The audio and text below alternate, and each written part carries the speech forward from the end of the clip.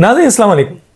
बात यहाँ से शुरू करूँगा। मेरा ख्याल 27 अक्टूबर का दिन था कि जब डीजीआई बनाए गए, मसलन डीजीआई बैठे थे और इमरान खान प्रेस कॉन्फ्रेंस कर रहे थे और इमरान खान ने डीजीआई से ये सवाल किया उस जनरल फैज़ हमीद से जब वो बने कि इस मुल्क की तबाही के, इस मुल्क का सबसे अहम मसला क्या है, इस मुल्क का सबसे अहम मसला क्या है।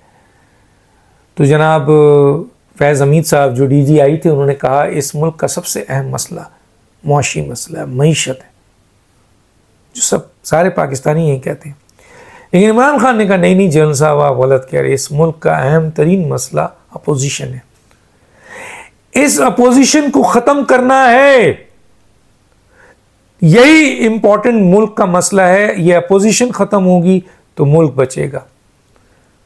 और फिर इमरान खान और जनरल फैज़ का गठजोड़ हुआ और इमरान खान ने जनरल फैज़ को और आईएसआई को इस मकासद के लिए इस्तेमाल किया और फिर आईएसआई और जनरल फैज़ के ज़रिए जजेस, सरकारी मुलाजिम, ब्यूरोक्रेसी, मीडिया सबको काबू किया गया। और एक ही एजेंडा था कि अपोजिशन की जितनी जमातें हैं, जो जमातें ख़ास तौर पे पीएमएलएन है, पीपल्स पार्टी है, जेयूआई है और दूसरी जमातें एमक्यूएम है, इनका बदतरीन एहतसाब किया जाए, इनको किसी सूरत में नहीं छोड़ा जाए। चुनांचे इमरान खान ने जनरल फैज़ के ज़रिए आईएसआई को बहुत बड़ी ताकत है, आईएसआई बहुत बड़ी ताकत है, दुनिया में इसको नंबर 1 आईएसआई को, इस इंटेलिजेंस को माना जाता है। तो उस इंटेलिजेंस को इमरान खान ने जनरल फैज़ के ज़रिए अपनी अपोजिशन के लिए इस्तेमाल किया और अपोजिशन को पर हमला करने के लिए उनको जुडिशरी के जजेस चाहिए, मीडिया पर्सन चाहिए थे, ब्यूरोक्रेसी के लोग चाहिए थे, सरकारी मुलाजिम चाहिए थे। चुनांचे इस पूरा गठजोड़ के ज़रिए ये काम किया गया और ये चीज़ें अब सामने आ रही हैं। जनरल फैज़ गिरफ्तार हुए तो पता चला उनका एक नेटवर्क था, वो नेटवर्क कल तक इमरान खान को वजीर आजम बनाने और आर्मी चीफ बनाने के लिए डीजीआई को काम कर रहा था और अपना एक ग्रुप बना लिया था।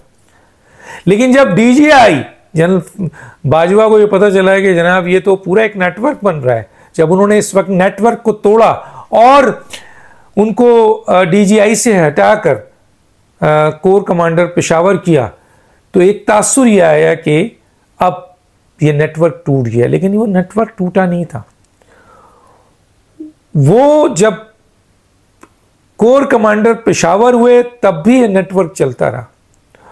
जब वो रिटायर कर गए या अपने आप को उन्होंने अलग कर लिया, रिटायरमेंट ले ली, उसके बावजूद जो बनाया हुआ नेटवर्क था वो फैसिलिटेट करता रहा इमरान खान को। और कहते हैं कि रिटायर्ड जनरल फैज़ उनकी सुपरविजन करते थे। अब उसकी वजूहात क्या थी? लोग कहते हैं बड़ी फाइलें हैं उनके पास, जजेस की फाइलें हैं, ब्यूरोक्रेसी की फाइलें हैं, मीडिया पर्सन्स की फाइलें हैं, मीडिया हाउसेस की फाइलें हैं, सरकारी मुलाजिमों की फाइलें हैं।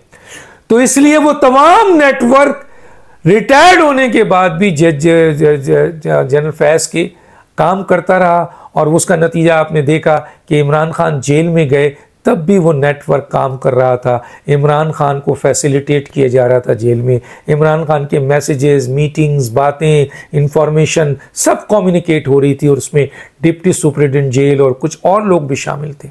और इस तरह रिटायर्ड कुछ ब्रिगेडियर्स जो कि सेक्टर कमांडर भी रहे हैं, अहम तरीन पोजीशन पे रहे हैं, उस नेटवर्क का हिस्सा थे, क्योंकि यही वो नेटवर्क था जो जनरल फैज़ लेकर काम कर रहे थे। उनको तो हटा दिया गया था लेकिन उनका नेटवर्क मौजूद था। फिर जब वो रिटायर करते हैं तब भी नेटवर्क होता है। वो नेटवर्क आज तक काम करता रहा जब तक 12 अगस्त को मेरा ख्याल है आर्मी चीफ ने ये एक्शन लिया है।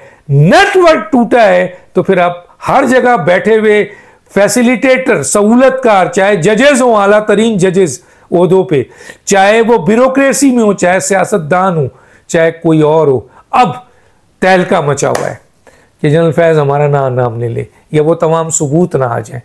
आप देखें पीटीआई में तोड़फोड़ शुरू हो गई, भागना शुरू हो गए लोग, दौड़ लगा दी। रऊफ हसन साहब जो मरकजी सेक्रेटरी इत्तलात थे वो वहां बैठकर बैनुल-अक़वामी ताकतों के एजेंडों से मैसेजेस के जरिए राय लेते थे और उनको राय देते थे पाकिस्तान के अंदर इन तमाम चीज़ों को हैंडलिंग करने की, और इनकी सारी की सारी बागडोर जाके इस नेटवर्क से मिलती थी जो जनरल फैज़ और आपके इमरान खान के साथ थी। तो अब ये नेटवर्क जो है वो टूटा है और अभी भी उस नेटवर्क के कुछ लोग हैं जिनकी गिरफ्तारी बाकी है।